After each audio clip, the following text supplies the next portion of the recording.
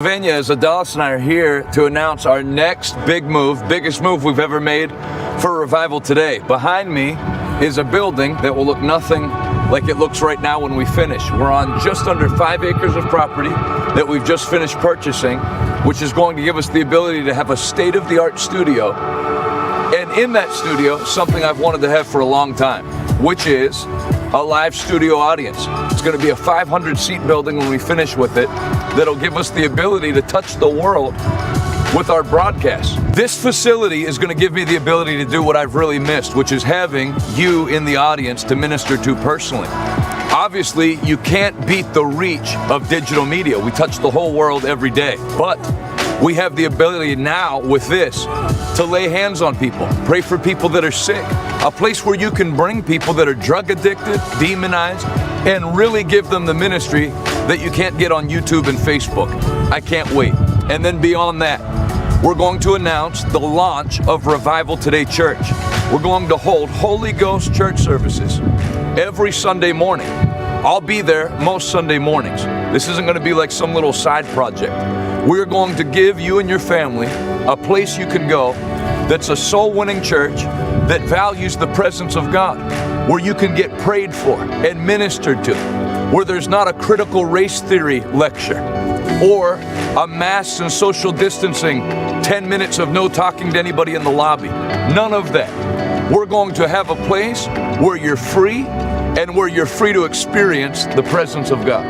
I'm incredibly excited because I know a lot of you have been asking about different meetings and events that we couldn't have during COVID, and trust me, we tried so hard. So this really frees us up to do everything that we want to do with healing meetings and women's conferences. So I am so looking forward to seeing you and having you be a part of this. So I want to give you a twofold call to action. Number one, if your church turned in to a liberal nightmare in 2020 and you need a place to go, I would be happy to have you at our church. Number two, if you are a partner or a friend of our ministry, Revival Today, this is the biggest move by far we've ever made. By the time we finish remodeling that building, the acquiring of the property, you're looking at a couple of M's. So if you would stand with us now, I'll say thank you ahead of time. Pray and ask the Holy Ghost what He would have you to do. You've been so generous, and I thank you ahead of time for your extreme generosity. I know I speak on behalf of my wife, everybody here at Revival Today, when I say we love you very much. And now I can say I look forward to seeing you face to face here at the new home of Revival Today. Hey.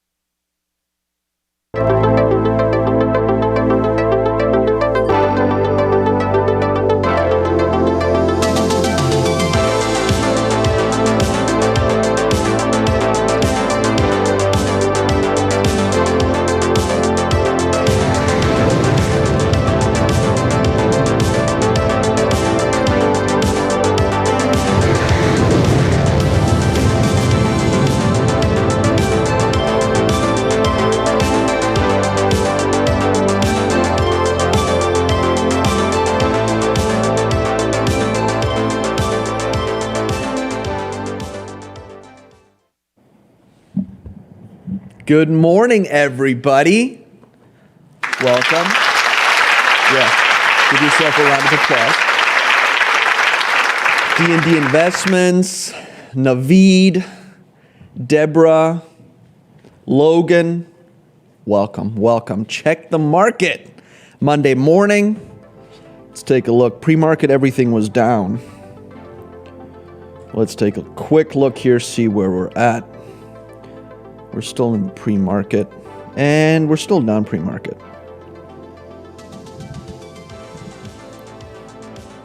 Dow futures fall as China's economic growth slows. They always have to blame somebody else. Good morning. Swiss Chocolate Monster, an energy coffee with Swiss chocolate. Swiss chocolate is my favorite chocolate in the whole world. Lindt Laderach. That stuff is delicious. Buy Doge now. They're talking about cranking it to go trying to get it to $1. I saw that it was cranking this weekend. Take a quick look. It's back down again. It was up to 35. Yeah, the high on it was 35. So it's up 32% this past week and 97% this past month. I think there's still a little bit of room left for Dogecoin there for sure. Especially since it's such a, it's like the meme stock of cryptocurrencies. FLEC. Let's take a look at that one.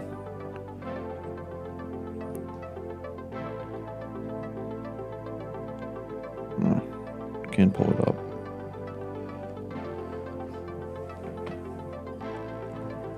Thank you, Steven. I appreciate that. It is also my favorite show on the planet.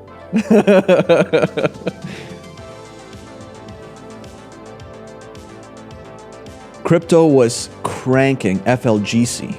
Crypto was cranking this weekend. I bought some more on Friday afternoon, and I'm glad I did because I'm already up over 30% on it. Those are the kind of returns you don't get in the regular stock market very often.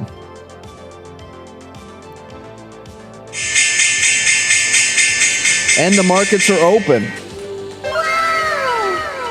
Let's see where we're at here.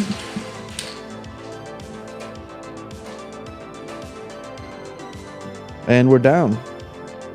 Down on all indices. Look at that. Gold is up slightly. Silver, copper down. Everything else looks like we're in the red. Crypto's up though. I looked into into Pi.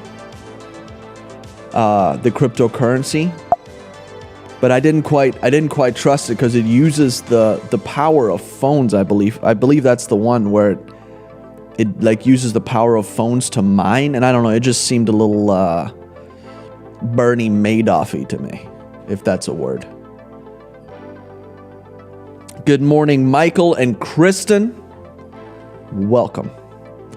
Latin Rose, welcome. Make sure you share the broadcast. We're going to get into it. Crypto is soaring.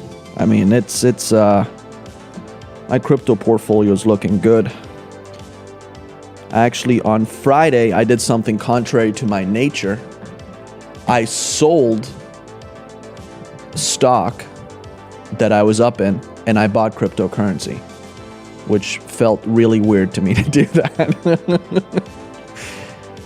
Because I'm more of, traditional investor, but that's where the gains are. That's where I've, think that I can get some gains out of it. I'm going to get into some of the coins today. It's going to be our high for the day, so I'll tell you the ones that I'm in and the ones that I'm looking into. Bernie Madoff safe money. All right, let's get right into it. First article. See what's going on in the world of finance and economics, crypto. What's bothering U.S. consumers? I think a lot is bothering U.S. consumers. I got bothered last night when I was filling up my car, or my wife's car, and it cost me $90 to fill it up. And I think it's the first time that I've really, I guess because it was late and I was just standing there staring at the counter on the gas pump go up. I didn't realize how much gas had gone up. Because it was used to be $60 something to fill it up, and now I'm up to $90. So maybe I just hit a bad gas station, or Man, I was a little shocked. So I just want to say a heartfelt thank you to President Joe Biden. Let's see.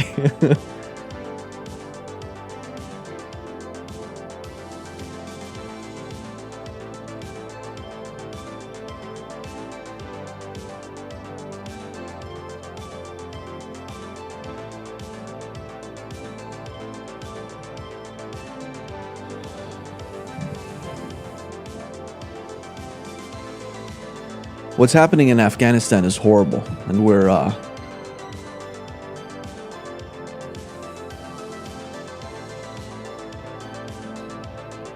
yeah. Let's get into it. On Friday morning, our morning brief newsletter noted that research from Bank of America suggested a consumer slowdown is likely to be reflected in July's retail sales report, due out Tuesday morning. Just hours later, hard data on how consumers feel about their economic position as of mid-August showed sentiment fell off a cliff during the month. The University of Michigan's preliminary reading on consumer sentiment for August showed a drop of 11 points on the headline index to a reading of 70.2, the lowest reading since the pandemic started, and the overall lowest level for the series since 2011. This decline was one of the largest on record for the index, which dates back over 50 years. The only larger declines in the sentiment index occurred during the economy shutdown in April 2020 and the depths of the Great Recession in October 2008.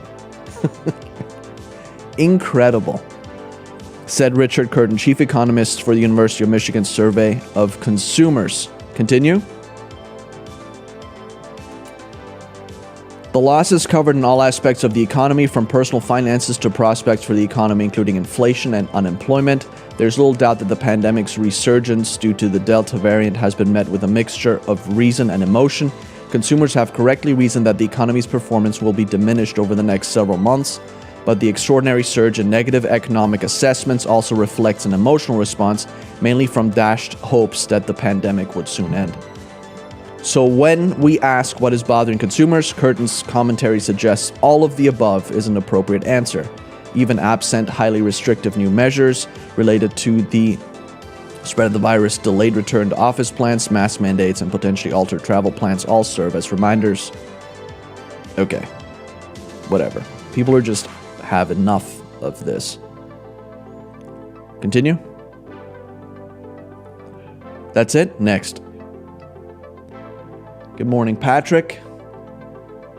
And boiled rope lampposts, welcome. Welcome to Check the Market.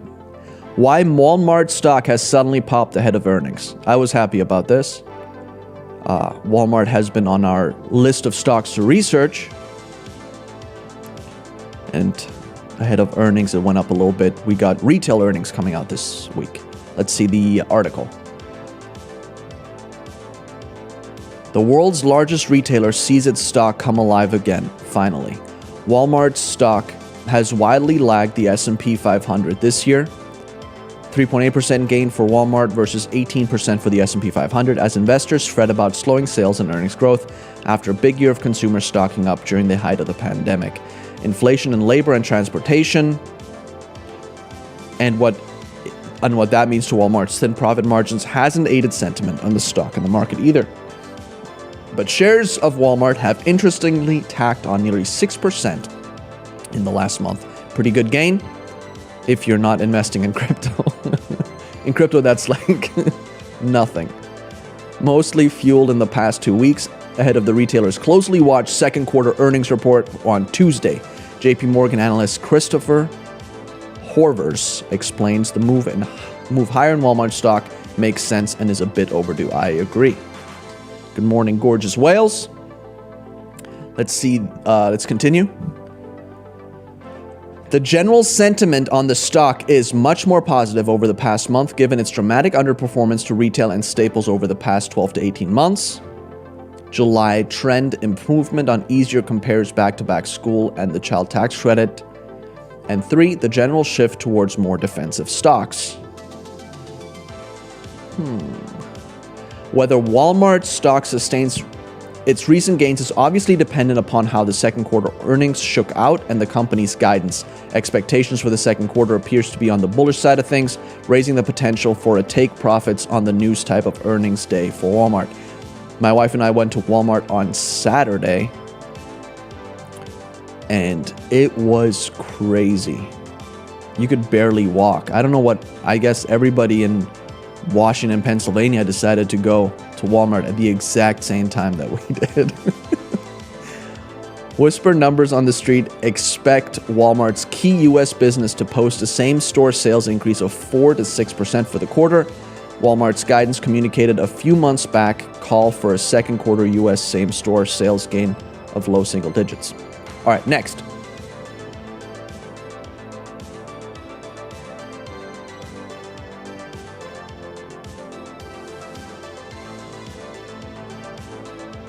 Wow.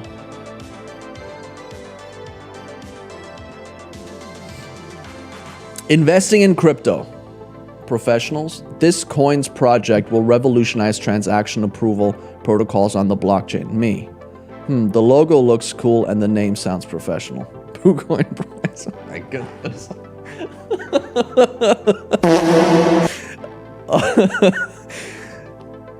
Yeah, that sounds about right. Dogecoin. Oh, look at that. It's a cute doggy. I'm going to invest in that. Next.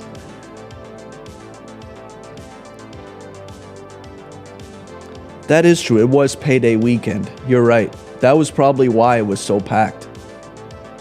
I hadn't seen it that packed in a long time. Stock Market Samurai, welcome. Floodgates open on mutual funds converting into ETFs. Investor hunger. And Doug, good morning. Doug, I was glad I called you on Friday about XRP. That was a good call. So thanks for confirming what I thought I was supposed to do. I appreciate that. Floodgates open on mutual funds converting into ETFs. Investor hunger for more exchange-traded funds is catching the attention of asset managers now eager to convert their mutual funds. Continue. On Wednesday, JP Morgan Asset Management announced plans to convert about $10 billion in U.S. mutual funds into ETFs, the latest in a trend that could be set to accelerate. The plan will create active, transparent ETF structures out of 4 current mutual funds, JP Morgan International Research Enhanced Equity Fund. Okay. Like others that have recently converted mutual funds into ETFs, JP Morgan cited better transparency and potential tax benefits as reasons for the change. Intraday liquidity is also a major selling point for ETFs, which, unlike mutual funds, can be traded. As a leading active manager, it is important to us that we continue to deliver our investment capabilities in the vehicle that meets our clients' desired outcomes. Dimensional Fund Advisors and Guinness Atkinson last year announced that they would be converting their mutual funds into corresponding ETFs, spurring other funds like Adaptive Investments to follow in the months after with conversions of their own. Continue. It is well received. That just opened the floodgates for us to start seeing all these other asset managers consider that as a pathway to ETFs. Murphy told Yahoo Finance that JP Morgan's move suggests we may be just at the beginning of this trend taking shape. Investor demand for ETFs across the board have exploded as of late. In 2020, ETFs saw a record $507 billion in inflows. But the pandemic boom in ETFs merely extends a multi-year trend of inflows into ETFs and outflows from passive funds, at least when looking at funds targeting U.S. equities. Investors want more gains, they don't want just those little gains. Continue. Next.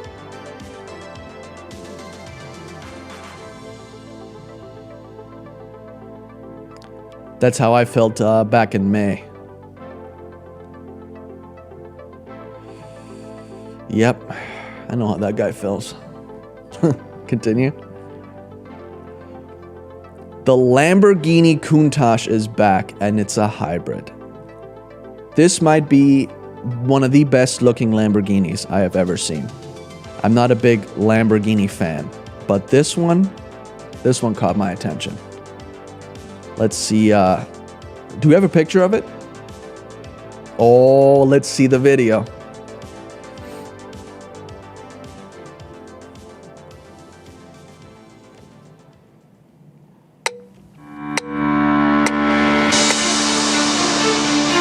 Hey, listen.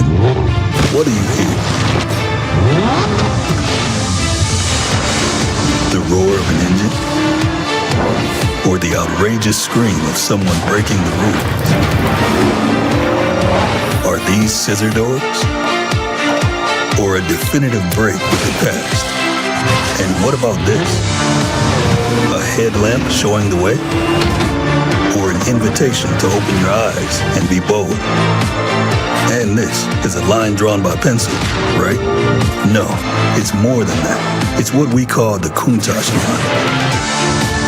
And it marked the end of the sports car to become the first supercar. And now, what do you see? Just a picture on a calendar? A poster on 100, 1,000, a million walls? Oh, believe me, it's far more than that. It's our collective imagination, the most inaccessible place in the world. Here, only true icons have the power to enter and to change who we are. Forever. Today, 50 years since its first unforgettable unveiling, we turn back to look at it again. And what we see is our future. Man. The new Lamborghini Countach.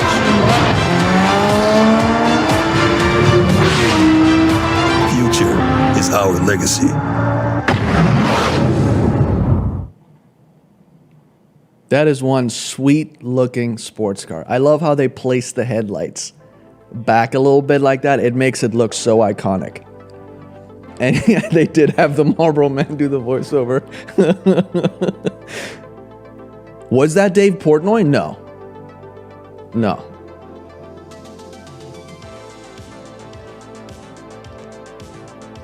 That is a sweet looking Lambo. So if you're interested in investing in Lamborghini, it's VWAGY.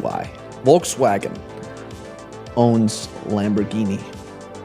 50 years, that went fast. That is true when you put it into perspective like that. My goodness.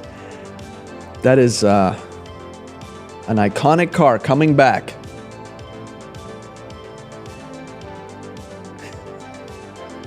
All right, next. If you were a kid in the 80s and early 90s, there was only one supercar that mattered. The Lamborghini Countach, and it's back. Lamborghini, VWAGY, full disclosure, I'm invested, is reviving the most famous name on its stable, one that is arguably the most renowned name in modern Italian motoring, and one that is also influenced by the designs of many Lamborghinis after it. How many of them are they making? Does it say in the article? Continue.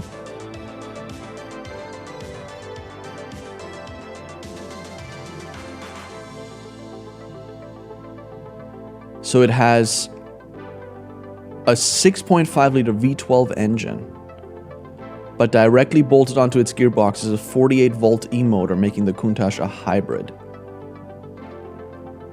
Wow. Continue. 112 of them, that's what they're making? Man. Crypto better soar so I can get my order in. All right, next.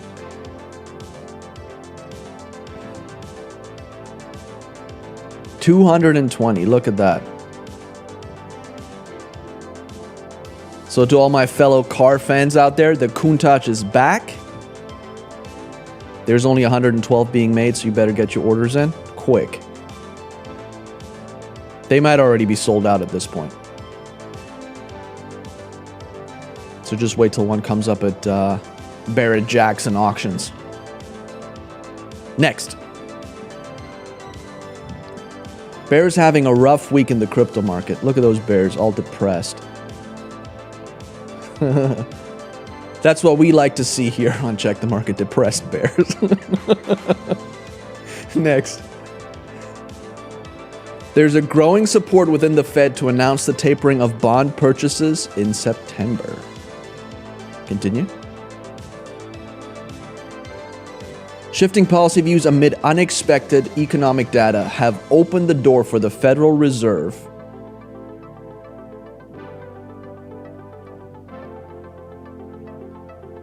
to announce in September a decision to taper its asset purchases and begin the reduction in buying a month or so after. Interviews with officials along with their public comments show growing support for a faster taper timeline than markets had expected a month ago. Those changing views follow the strong jobs data of the past 2 months along with higher inflation readings. Yeah, they got to do something about that inflation. Fed Governor Christopher Waller and Fed Bank Presidents Eric Rosengren, Robert Kaplan, and Jim Bullard have publicly called for a September taper. Atlanta's Raphael Bostic supported beginning the taper sometime between October and December, suggesting he could also favor a September announcement. The group is not known for being hawks, and in fact, some were among those making the earliest calls for historic Fed action to support the economy at the beginning of the pandemic. The Fed could yet delay the decision to the November meeting if the August jobs data is weak, the Delta variant sparks a new round of economic lockdowns, or inflation readings ease off. But stronger than expected inflation data. Just stop with the influx of money. But stronger than expected inflation data this past week and forecasts that it could remain high into the next year have bolstered support for the early taper announcement. Continue. Markets have also shifted expectations, giving the Fed leeway to act sooner. Respondents to the CNBC Fed survey in July pegged November as the announcement month and January as the beginning of the taper, but a Reuters poll last week found September to be the new consensus. So we'll see if they're going to do... There'll probably be a market pullback if they announce that there's going to be a taper, because everybody's going to freak out investing with their emotions. Next. XRP heading down, 115. I might have to buy some more.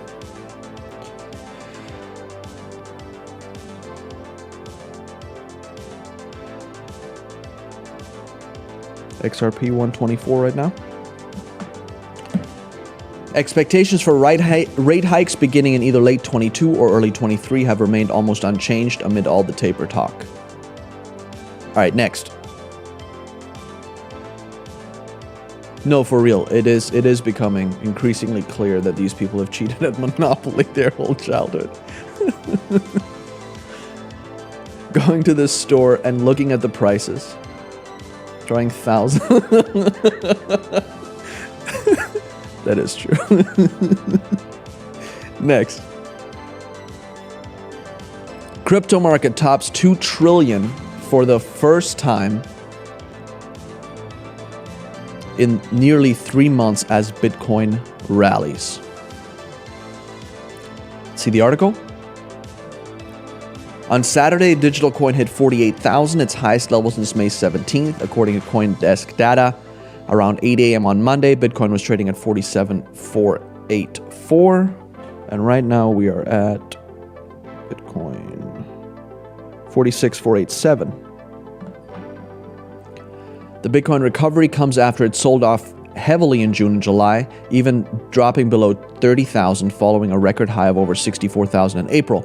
I do believe this is the result of massive accumulation when Bitcoin is trading around 29 to 30, according to Vijay Iyer, head of business development at cryptocurrency exchange Luno. Bitcoin's rise helped push the value of the entire cryptocurrency market above 2 trillion on Saturday. For the first time since mid-May, according to data from CoinMarketCap, which tracks the prices of digital coins. The crypto market has faced a number of headwinds over the summer. One of the biggest was the renewed regulatory scrutiny on the industry from authorities in China, which has forced Bitcoin mining operations to shut down and move elsewhere to the US. That was one of the biggest reasons for Bitcoin dropping below the 30,000 level. Meanwhile, the US Senate passed a massive infrastructure... Oh, we already know that. Continue. These fundamental regulatory roadblocks have clipped the market's wings in the near term. And we'll see about that. He said that while Bitcoin may surge to 55,000, investors should expect a significant pullback to sub-30K levels, resetting the stage for a long, steady march to 100,000 in 2022. More negative news came this month after hackers stole $600 million in one of the biggest cryptocurrency heists in history. But in a bizarre turn of events, the hackers eventually returned nearly all of the stolen money. They just did it for fun, is what they said. This didn't seem to faze Bitcoin bulls. I wouldn't expect Bitcoin to run through in one shot through 50,000, adding that if it does break at that level of support, then the digital coin definitely looking to go back to all-time highs. Nice. That's what we like to hear. Continue. Oh, that's hot. That's hot. Next.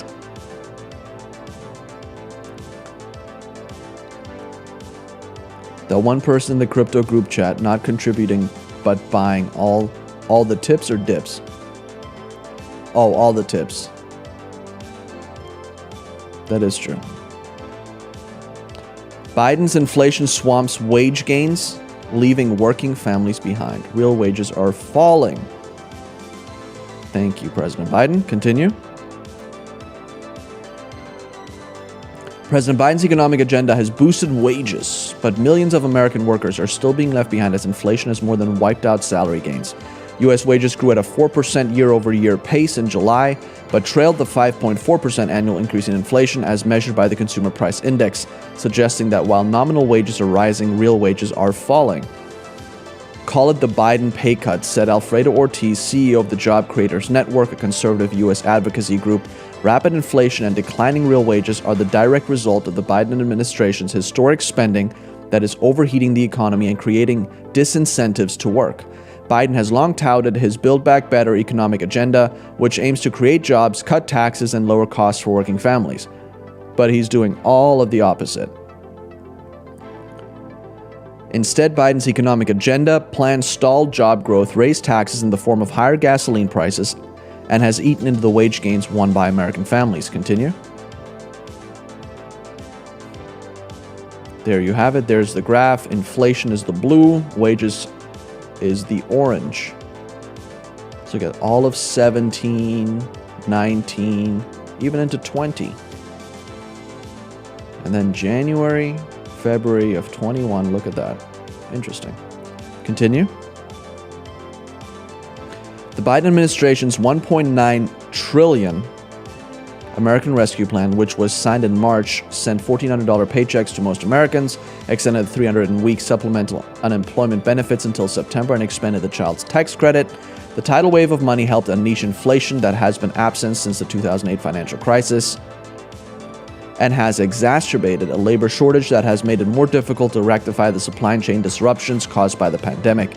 The national average for a gallon of gasoline is up $1.01 from a year ago to $3.18. Americans are also paying more for groceries, everyday staples, and big-ticket items.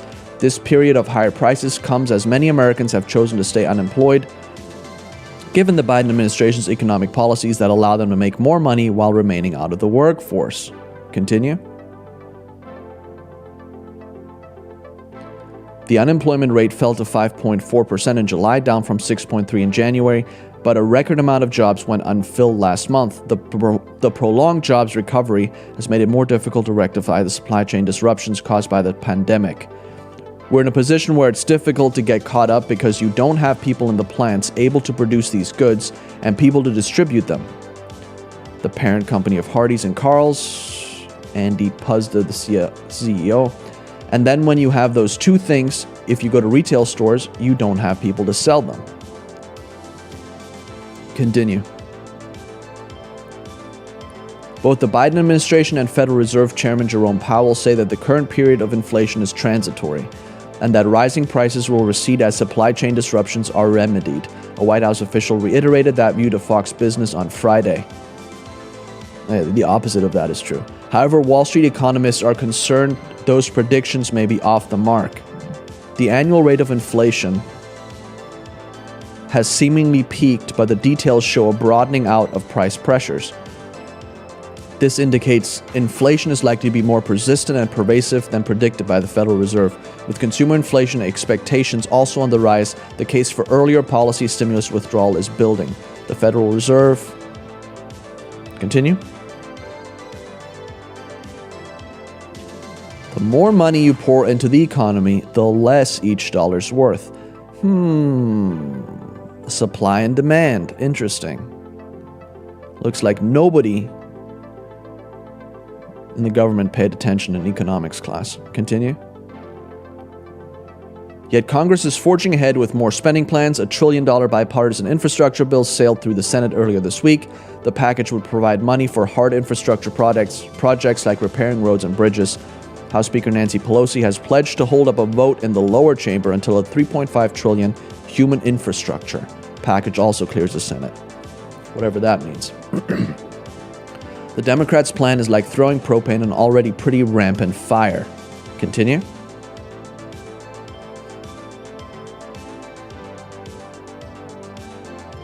Michael Frost just said, walked by 3 different restaurants here in Virginia Beach last night with my wife, all closed due to no employees. It's tourist season here and places are closed. That is crazy.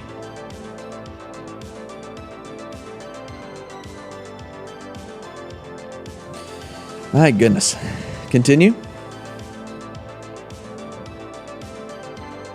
Biden wants to have both bills on his desk later this year so he can sign them into law, completing the 3 parts of his Build Back Worse plan. When it comes to the economy, we're building rising wages. Rising wages aren't a bug, they're a feature, Biden said. Okay. Next.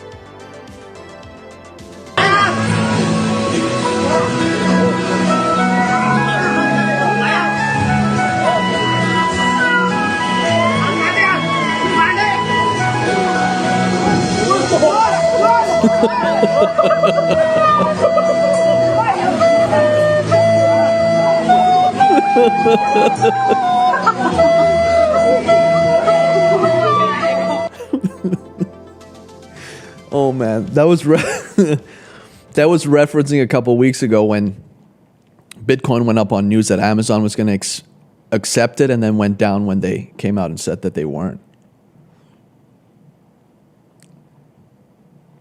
All right, next. Companies are hoarding record cash amid Delta fears. Cash and short-term investments on corporate balance sheets rose in the second quarter. Continue. Cruise line operator Carnival Corp currently has around $9 billion of cash, compared with its usual balance of around $2 billion to $2.5 billion before the pandemic. So it looks like a lot of these companies learned that they need to sit on more cash because even they don't trust the government. Look at that. Continue.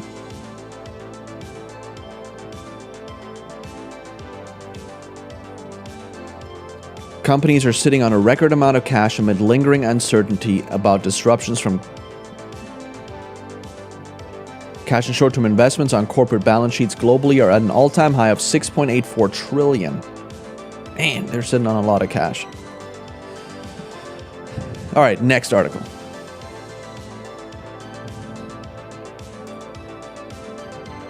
I know exactly how this guy feels. So what do you talk about if you can't talk about stocks or crypto? Just stand there by the pool staring off into a distance. Next. Cardano's ADA token is now the world's 3rd largest cryptocurrency. We talked about this one a while back. Cardano, and that's one that's on my list of the ones that I bought. And it looks like it's down a little bit here. For the day,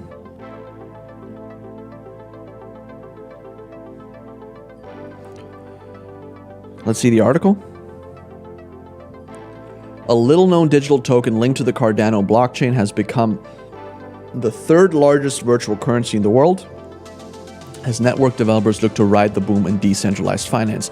With the so-called ADA cryptocurrency jumping around 50% over the past week alone, optimism is rising that the new technological enhancements will allow smart contracts on Cardano by its announced goal of September 12th that will enable its network to offer lucrative services like decentralized finance where Ethereum currently dominates. In a rally met with skepticism by some big industry names, the ADA token now has a market value of more than $69 billion, bigger than all rivals except Bitcoin and Ether, according to tracker CoinGecko. The Cardano aficionados have been waiting, some impatiently, for what seems like an eternity for some news on smart contracts. Cardano is tussling with the number 2 crypto Ethereum to be the preeminent blockchain offering smart contracts. Continue. The more than 1,400% jump in ADA over the past year exceeds the returns from both Bitcoin and Ether. The virtual coin has climbed despite skepticism from its utility from some prominent cryptocurrency commentators. For example, I spoke to 20 of the smartest people I know in the space, and 0 of them saw Cardano having traction with developers. So we'll see what happens there. Next. We can do the next article.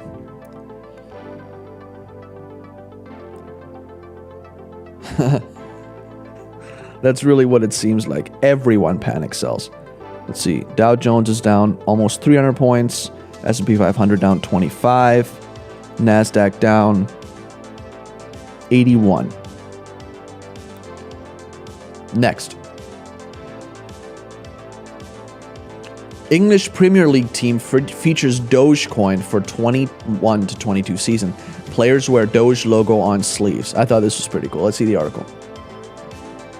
Dogecoin promotion at English Premier League matches. The players of the Watford Football Club, an English professional football team based in Watford, Hertfordshire, are wearing the Dogecoin logo on their sleeves. The team plays in the Premier League, also called the English Premier League or the EPL. My goodness.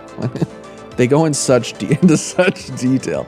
The Athletic publication reported Saturday that Watford's shirt sleeve sponsor for the 21-22 season will be cryptocurrency Dogecoin. The deal, a collaboration with main shirt sponsor Stake.com, will be worth in the region of £700,000 to the Premier League newcomers, and it could break their previous sleeve partnership with Bitcoin of £1 million if it gains global traction. Next. Look at that. There's the Dogecoin logo. Pretty cool. Next article. We did, yes. Crypto-friendly bank backed by Warren Buffett's Berkshire Hathaway plans $2 billion IPO on NASDAQ. See the article? Digital bank backed by Warren Buffett's Berkshire Hathaway, New Pagamentos SA, also known as Nubank. Did I say that right, Ram? Is planning an initial public offering of more than What's that? Pagamientos. Mentos. Look at that. We got it. Is planning an initial public offering of more than $2 billion on NASDAQ. Nubank is backed by billionaire Warren Buffett's Berkshire Hathaway. In June, Berkshire invested $500 million into the Sao Paulo-based digital bank, which has more than 40 million clients throughout Latin America. According to the People, Nubank may seek a valuation of more than $40 billion. However, details may change as discussions are still ongoing. The bank was valued at $10.4 billion after private fundraising. Okay. Continue. Nubank is a crypto-friendly bank. That's what we were looking for. It offers investments in a Bitcoin exchange-traded fund via Easy Invest, a trading platform it acquired and renamed to Easy Invest by Nubank earlier this year. The Bitcoin ETF offered by Easy Invest is Gbtc 11 by QR Asset Management. It was the first Bitcoin ETF approved by the Securities and Exchange Commission of Brazil. It listed on the B3 stock exchange, one of the oldest stock exchanges in Latin America and the second oldest in Brazil. Next article.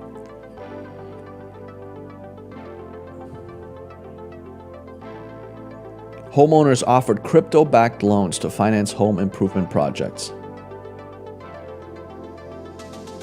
Let's see it.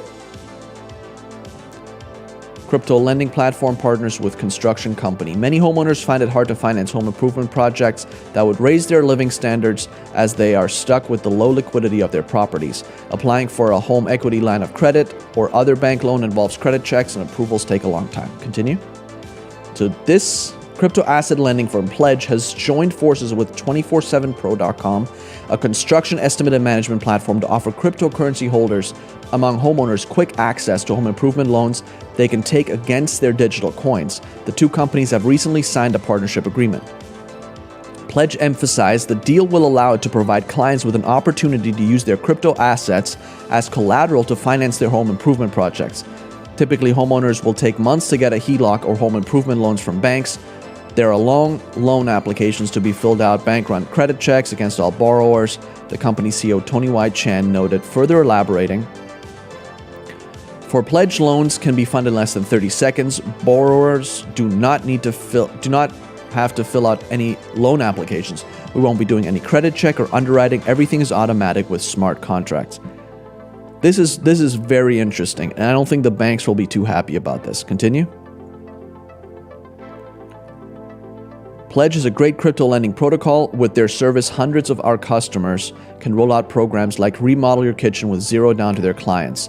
Added George H. Lee, founder and chief executive of 24/7 Pro, which specializes in providing software services for construction and remodeling companies working for thousands of homeowners. It can really speed up that decision-making process because most homeowners are house rich but cash poor. While BlockFi, although Pledge and 24/7 Pro are not the only crypto lenders on the plaque, as the firms BlockFi and SmartFi also offer loans based on cryptocurrency backing. While BlockFi lets people leverage crypto to borrow money at rates as low as 4.5% APR, SmartFi allows borrowers to obtain fiat or stablecoins for as low as 5.5% APR. Interesting. Next. That's it? Awesome. Let's go into the stocks to research for today. The low, medium, and high. So low is Dow, D-O-W. Dow Inc. is a global chemical company that produces and distributes various chemical products, including polyolefins, chlor-alkali products, packaging, and coatings. It's off of its 52-week high of $71 at 63 to 64. Has great dividend at around 4.4%. Its earnings have been pretty good lately, although income has been a little sluggish. Has a book value and PE ratio well below the industry mean and would be considered inexpensive. Shouldn't have any problem servicing debt. Risks include cyclical nature of most chemical products. However, due to it being an industry leader, it should be one of the lesser hit companies if there's a downturn. Medium ARKW. ARK Next Generation Internet ETF.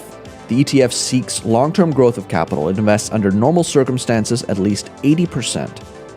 That was ARKW for the medium.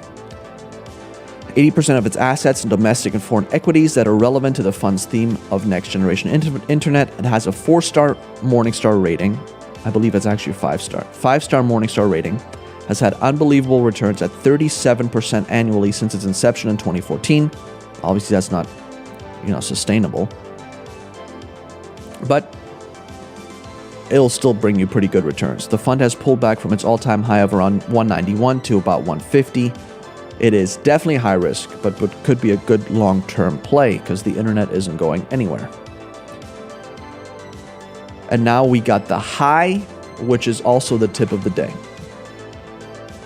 There's probably going to be a little bit of a pullback in crypto, as Doug was saying, and it looks like today there has been a little bit of a pullback in most cryptocurrencies. Going through my list here. But research cryptocurrencies that have real-world applications. Cardano, XRP, XLM, Bitcoin, Ethereum are just a few of the ones that you can research. Over the past couple of weeks, we've seen a nice jump in crypto ever since our last Crypto Friday with Doug. But they still have, I think there's still some room for growth there for sure this year in cryptocurrency space. If you haven't invested, I would really look into it and research it. I was very opposed to cryptocurrency since 2013. I should have invested then and not let my traditional financial thinking keep me from investing in something like that. So, if you haven't invested in cryptocurrencies, I would give it a serious thought because I think that's just where, blockchain and cryptocurrencies, things like that, that's where it's headed. Or it looks like it's headed that way. So I think that might be a good time to get in. Absolutely. Plenty of meat left on the bones, Doug says. I agree.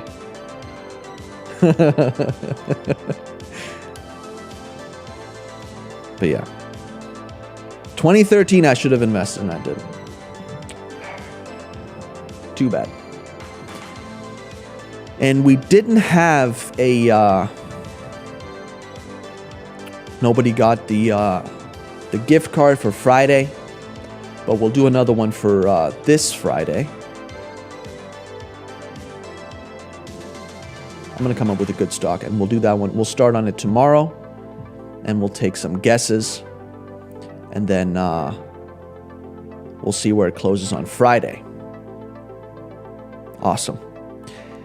And Evangelist Jonathan, SafeMoon. Yeah, no, don't look into SafeMoon. That's not a cryptocurrency that I would look into.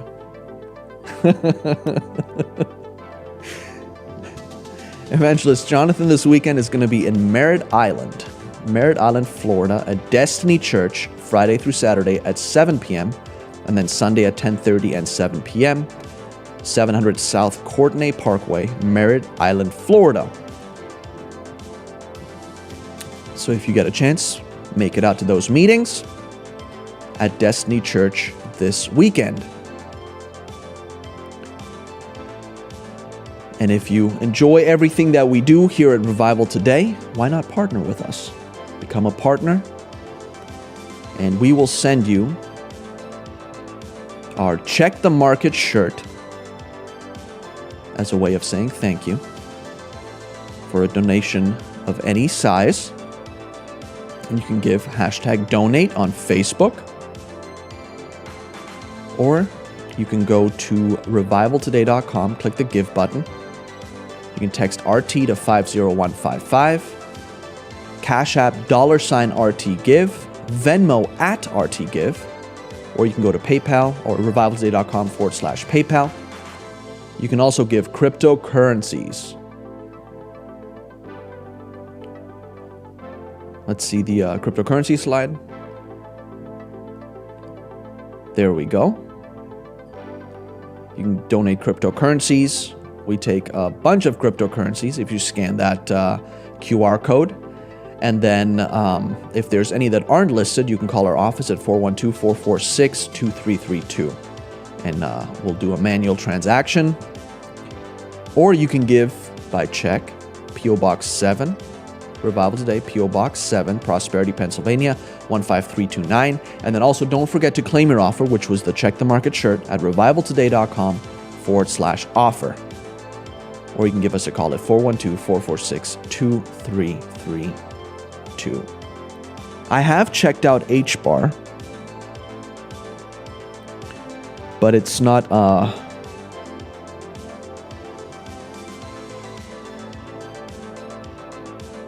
I didn't put it on like my list of cryptos to purchase. Although it has had a pretty good run there. I'll take a look at HBAR again. Dogecoin to the moon, I agree. I own 37 Dogecoin. And I read an article today that, what's the guy? Dallas Mavericks billionaire owner. Mark Cuban. Mark Cuban has been talking about Dogecoin and how he owns it. And so they asked him how much Dogecoin does he owe. This guy's a billionaire. He says $494. So he's just playing around. Mark Cuban owns $494 worth of Dogecoin. And I own 37 Dogecoin. But Dogecoin to the moon for sure. It's been fun hanging out with you guys today. Make sure you tune back in tomorrow. Tomorrow morning at 7:30 for morning prayer with Evangelist Kofi. And then at 9:20, check the market. Revival Today live at 11 a.m. with Evangelist Jonathan Ordalis. And then at 4 p.m. we have live with Maddie Ortiz. And in the evenings at 10 p.m. we have our Check the News broadcast with Evangelist Jonathan Ordalis. Make sure you tune in to all our broadcasts. Thank you everybody for watching, for hanging out today, and we'll hang back out again tomorrow, see what happens to the market. Let's see, we're still down 118, NASDAQ's down 167, so that one took a big dip. But yeah, there you have it. We'll see where the market ends, and I'll see you all tomorrow. See ya.